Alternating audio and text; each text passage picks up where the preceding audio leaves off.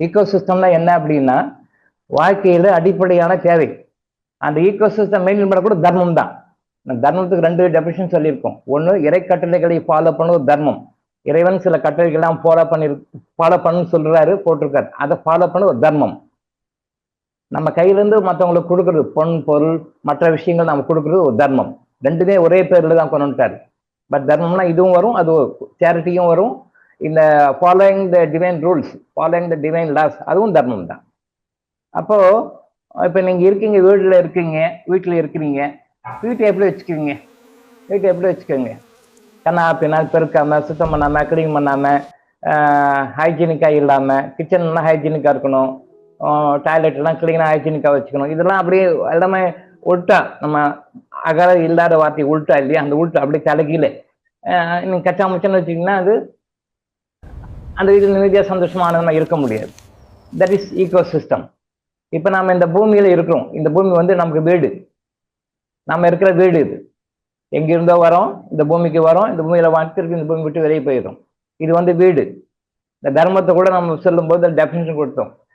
நம்ம இந்த பூமிக்கு வரோம், வந்துட்டு ஒரு குறிப்பிட்ட வருடங்கள் இருந்துட்டு திருப்பி போகிறோம். இந்த பூமியில வாழ்வதற்காக, இந்த பூமியினுடைய ஓனருக்காக கொடுக்குற வாடகையா கூட தர்மத்தை எடுத்துக்கோங்கன்னு சொல்லியிருக்கோம். தர்மத்துக்கு 2 வகையில விளக்கம் கொடுக்கும்போது அதை ஒரு விளக்கம் சொன்னோம். இந்த பூமிக்கு வரோம், இந்த பூமியிலிருந்து வெளியே போறோம், இந்த பூமியில கொஞ்ச நாள் வாழ்றோம், இதுக்காக நாம இந்த பூமியினுடைய ஓனராக இறைவனுக்கு கொடுக்கறது சேரிட்டின்னு கூட சொல்லியிருக்கோம். அப்ப இந்த பூமியை நம்ம எந்த அளவுக்கு கரெக்டா வச்சுக்கிறோம் சொன்னா உங்களுக்கு ஆச்சரியமா இருக்கும். ஆன்மீகத்துக்கும் இது சம்மந்தம் இல்லை. இது ஆன்மீகத்தோட முழுக்க சம்மந்தப்பட்டது. அந்த சுற்றுப்புற சூழ்நிலை எப்படி மெயின்டைன் பண்ண நம்ம இன்னைக்கு யாருக்கும் சொல்லிக் கொடுக்கல. எப்படின்னா நம்பர் 1 சிம்பிளா பாருங்க, உங்களுக்கு ஆச்சரியமா இருக்கு, என்ன இப்படியெல்லாம் கூடவா சார் அப்படின்னு நினைப்பீங்க. பஞ்சபூதங்களால் உருவானது இந்த உலகம், பஞ்சபூதம் உருவானது இந்த பாடி. இப்ப இந்த பஞ்சபூதங்களும் வந்து கெட்டு போயிட்டு இருக்கு. நம்மளால எவ்வளவு கொள்ள முடியுமோ அவ்வளவு கொள்ள கெடுத்துட்டு இருக்கோம். இப்போ நம்ம நல்லா பாருங்க, சொத்து, காரு, பங்களா, வீடு, வாசல் எல்லாம் வாங்கி கொடுத்துறோம். அவங்க அனுபவிக்கிறதுக்கு என்ன வேணும்? உடம்புல ஆரோக்கியம் வேணும். ரைட், ஓகே, எல்லாம் வேணா வாங்கி கொடுத்துறோம், தப்பு இல்லை. எல்லாம் அதை என்ஜாய் பண்ண நம்ம வாரிசுகள் என்ஜாய் பண்ணுவாங்க. அந்த நம்ம வாரிசுகள் என்ஜாய் பண்றதுக்கு அவங்களுக்கு தகுதியை நாம உருவாக்குகிறோமா? இப்போ நல்லா பாருங்க, சாப்பாடு வேணும். நம்ம குழந்தைங்க நம்ம என்னதான் வாங்கி கொடுத்தாலும் அவங்களுக்கு சாப்பாடு வேணும். இப்ப சாப்பிட்ற சாப்பாடு எல்லாம் வந்து நாமளே இன்ஆர்கானிக்கா கெமிக்கல்ஸை போட்டு பூமியினுடைய அந்த இயற்கை தன்மையை வந்து கெடுத்துட்டோம். எல்லாமே கெமிக்கல், சாப்பிட்றது எல்லாமே கெமிக்கல். இப்ப நமக்கே இவ்வளவு பாதிப்பு வருதுன்னா அடுத்த தலைமுறைக்கு என்ன சாப்பிடுவாங்க? நம்மளே பாய்சன் தான் சாப்பிட்டுருக்கோம்.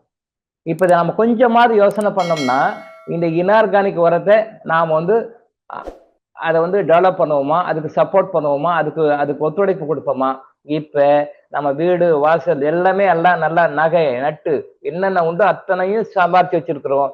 ஆனா அந்த குழந்தை கெமிக்கல் சாப்பாடு தான் சாப்பிடும்னா இதையெல்லாம் என்ஜாய் பண்ண முடியுமா? இது நம்ம ஏன் உணர தவறி விட்டோம்? அரசாங்கத்தை விடுங்க, அரசாங்கத்தை பத்தி பேச வேண்டாம், அதுக்கு தெரியாது. நம்ம கொடுக்கறது தான் அரசாங்கம், நம்ம செலக்ட் பண்றதுதான் அரசாங்கம், நம்ம கொண்டு வரதான் அரசாங்கம் தெரியாது. இதுக்காக நாம என்ன பண்ணோம்? பூமி கெமிக்கலா போட்டு கெமிக்கல் பண்ணி கெமிக்கல் சாப்பாடு சாப்பிட்டு இருக்கிறோமே. அடுத்த ஜெனரேஷன் இதை விட மோசமான இதுக்கு வருமே. நம்ம ஜெனரேஷன் நல்லா இருக்கணும்னு நினைச்சோம்னா நாம இந்த மாதிரி இந்த இன்ஆர்கானிக் உரத்தெல்லாம் போட்டு நாம பூமியை பாழ்படுத்துவோமா? அப்ப நம்ம பாழ்படுத்துறோம் போது நம்ம நெகட்டிவ் கர்மா சம்பாதிச்சுக்கின்றோமா இல்லையா? இது நம்மளை அஃபெக்ட் பண்ணுமா இல்லையா? யோசனை பண்ணுங்க. நாம எப்படி கேடு விளைவிக்கிறோம்னு பாருங்க. அடுத்தது தண்ணி அவசியமா தேவை சொல்றாங்க சில பேர். தண்ணிக்காக உலக போர் வரும், அப்படி ஒரு சந்தோஷம் இவங்களுக்கு வரும், ஃபியூச்சர்ல வரும், அது வேற மேட்டர். அதுக்கு நம்ம இணைஞ்சு கொடுக்க வேண்டாம். உலக போர் தண்ணிக்காக வரும். இப்போ நம்ம சமுதாயத்துக்கு தண்ணி அடிப்படை தேவை. இப்ப நாமளே என்ன பண்றோம்? இயற்கையா குடிச்ச தண்ணீரை போய் இப்ப நாம எல்லாம் பார்த்திருக்கோம், நம்ம வயசுல பார்த்திருக்கோம், எனக்கு தெரிஞ்சு பார்த்திருக்கோம்.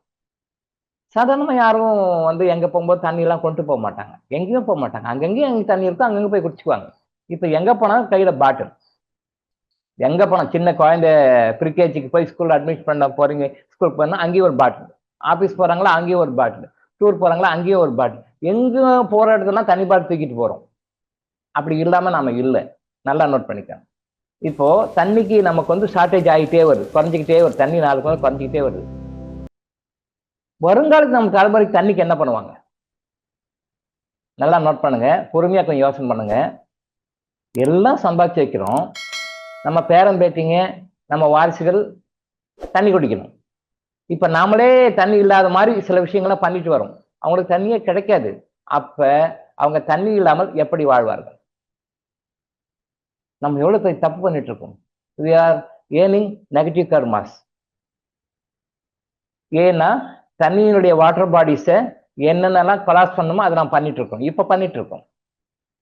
இப்ப நம்ம மறைமுகமாக நெகட்டிவ் கர்மாவை சம்பாதித்து கொண்டிருக்கின்றோம். இதை விட்டுட்டு போய் கோயிலா போய் கும்பிட்டா அந்த புண்ணியம் வருமா? அந்த புண்ணியம் வரும், இங்க நெகட்டிவ் வரும்.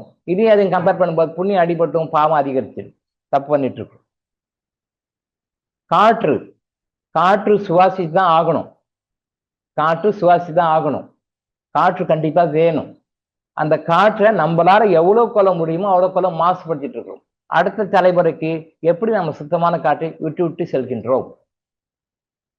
எல்லாம் இருக்கு, அதை அனுபவிக்கிறதுக்கு அவனுக்கு நல்ல ஆரோக்கியம் வேணும் இல்லை? அந்த ஆரோக்கியம் வந்து சுத்தமான காற்று இல்லைல்ல. அப்ப சுத்தமான காற்றை அவன் சுவாசிக்கிறதுக்கு நாம ஆஸ் ஏ பேரண்ட்ஸ் நாம என்ன பண்றோம்? As a parents, as a forefathers, முன்னோர்களாக நாம என்ன அவங்களுக்கு பண்ணிக்கணும்னு பார்த்தா நத்திங், ஒண்ணுமே இல்லை. அப்போ நம்ம இதை எப்படி அவன் என்ஜாய் பண்ணுவான்னு நீங்க நினைக்கிறீங்க? நெருப்பையும் கண்டாமினேட் பண்ணி வச்சிருக்கோம், நெருப்பையும் கண்டாமினேட் பண்ணி வச்சிருக்கோம், ஆகாயத்தை கண்டாமினேட் பண்ணி வச்சிருக்கோம். அடுத்த தலைமுறை நம்ம இதெல்லாம் கொடுக்கல. அபிஷேகம் பண்றாங்க, ஆராதனை பண்றாங்க, எல்லாம் மாந்தரன் சொல்றாங்க, நித்யானந்த ஐயா நமக, நித்யானந்த ஐயா நமக, அதை போட்டு ஒரு இதை வச்சு எல்லாம் பண்ணிட்டு இருக்காங்க. இந்த ஈகோ சிஸ்டம் பத்தி ஒரு வார்த்தை பேசல அவர். This is ego system. ஈகோ சிஸ்டம்னா தமிழ்ல சரியான சுற்றுப்புற சூழ்நிலை இயல், சுற்றுப்புற சூழ்நிலை இயல். இது நமக்கு வீடு, எப்படி நம்ம வீட்டை கிளீனா வச்சுக்கணும், நம்ம வீட்டுக்கு தண்ணி வசதி இருக்கணும், வென்டிலேஷன் வசதி இருக்கணும், அப்படின்னு நம்ம வீட்டுக்கு எப்படி எப்படிதான் பார்த்து பண்றோமோ, வீடு கட்டும் போது எப்படி இப்படிலாம் இருக்கணுமோ, இல்லை நம்ம வீடு இப்படிலாம் இருக்குன்னு நினைக்கிறோமோ, அதே மாதிரி நம்ம வாடுகின்ற வீடு இந்த பூமி. இது இந்த பூமியை நம்ம மெயின்டைன் பண்றதுக்கு என்ன பண்ணணும்னா நத்திங். ஆன்மீகத்துல சுற்றுப்புற சூழ்நிலை மிக முக்கியமானது.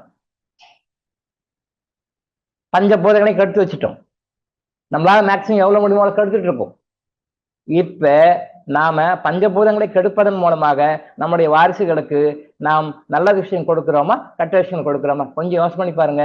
முழுக்க துரோகம் பண்றோம். நாம நம்முடைய வாரிசுகளுக்கு இதெல்லாம் சேர்த்து வைக்கிறோம், பட் துரோகம் பண்றோம், அவங்களால அனுபவிக்க முடியல. பட் ஆன்மீகத்தை சுற்றுப்புற சூழ்நிலை கரெக்ட். நீங்க சிம்பிளா எடுத்துக்கோங்க, பிளாஸ்டிக் பொருள் எடுத்துக்கோங்க. இந்த பிளாஸ்டிக் பொருளை எவ்வளவு அவாய்ட் பண்றோமோ அவ்வளவு நல்லது, நம்முடைய தலைமுறைகளுக்கு நல்லது. ஆனா பிளாஸ்டிக் பொருள் யூஸ் பண்ண வேண்டான்ட்டு நாம எத்தனை பேர் ஃபாலோ பண்றோம்?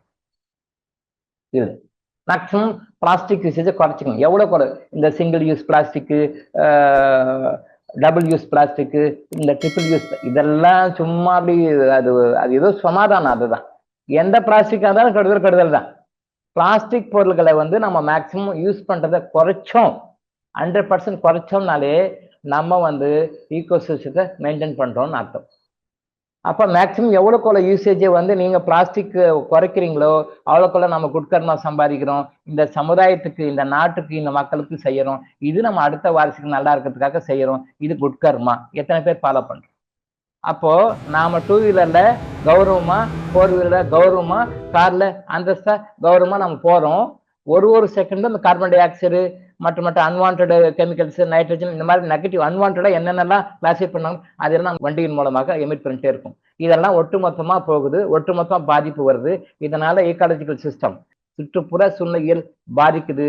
இதனால பல வகைகள்ல நம்ம நோய்களால் பாதிக்கிறோம், பல்வேறு இயற்கை சீற்றங்களால் பாதிக்கிறோம், பல்வேறு இயற்கை சீற்றங்கள் உருவாக்கு நம்ம காரணமாக இருக்கின்றோம். அப்ப நம்முடைய வாரிசுகள் எப்படி ஆரோக்கியமாக வாழ்வார்கள்? நல்லா நோட் பண்ணீங்க. எவ்வளவுக்கு வந்து நாம வெஹிக்கிள் யூசேஜ் குறைக்கிறோமோ அவ்வளவுக்கு நம்ம குட்கர்மா சம்பாதிக்கிறோம்.